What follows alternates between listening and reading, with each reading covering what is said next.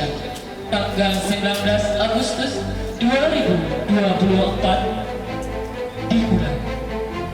Mahkamah Agung telah menjadi penjaga tegaknya keadilan dan kebenaran. Dalam perjalanannya yang panjang, Mahkamah Agung telah melalui berbagai tantangan dan perubahan, namun selalu setia pada komitmennya untuk menegakkan hukum dan melindungi hak-hak rakyat.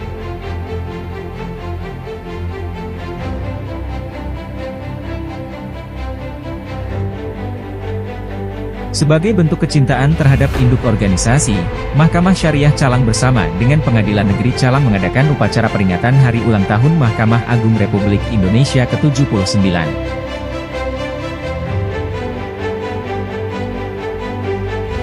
Warga peradilan di seluruh Indonesia yang saya cintai, bersamaan dengan ulang tahun yang ke-79 ini, setelah upacara ini Mahkamah Agung juga akan meluncurkan beberapa aplikasi baru hasil buah karya putra-putri terbaik Mahkamah Agung, yaitu aplikasi Siap MA yang terintegrasi dengan fitur Smart Majelis.